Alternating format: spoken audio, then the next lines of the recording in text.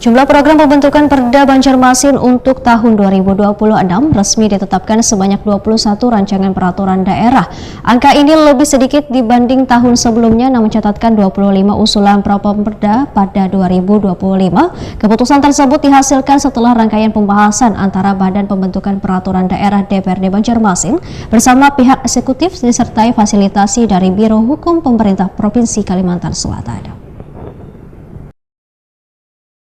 Jumlah program pembentukan peraturan daerah Banjarmasin untuk tahun 2026 resmi ditetapkan sebanyak 21 rancangan peraturan daerah. Angka ini lebih sedikit dibanding tahun sebelumnya, namun mencatatkan 25 usulan Propemperda pada tahun 2025. Keputusan tersebut dihasilkan setelah rangkaian pembahasan antara Badan Pembentukan Peraturan Daerah DPRD Banjarmasin bersama pihak eksekutif disertai fasilitasi dari Biro Hukum Pemerintah Provinsi Kalimantan Selatan. Ketua Bapemperda DPRD Banjarmasin Husaini Wetakuni Prima TV memedahkan proses seleksi daftar Propemperda 2026 dilakukan secara lebih ketat untuk memastikan hanya regulasi yang benar-benar prioritas yang masuk dalam agenda legislasi tahun mendatang.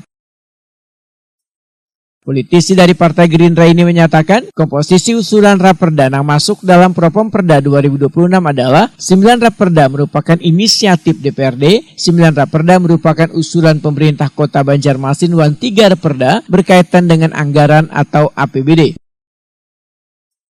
Husaini memedahkan sebagian Raperda yang masuk merupakan Raperda limpahan dari tahun sebelumnya. Dari 9 Raperda inisiatif DPRD, terdapat 6 Raperda limpahan dari Propemperda 2025. 3 Raperda lainnya merupakan usulan baru. Sedangkan pada usulan eksekutif, dari 9 Raperda usulan pemerintah Kota Banjarmasin, sebanyak 5 Raperda merupakan limpahan dari Propemperda 2025.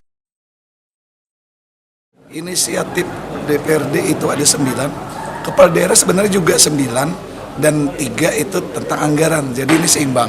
9 dari DPRD, 9 dari kepala daerah, 3 anggaran yang juga disebut kepala daerah kan disebutnya. Sehingga jadi seimbang sebenarnya.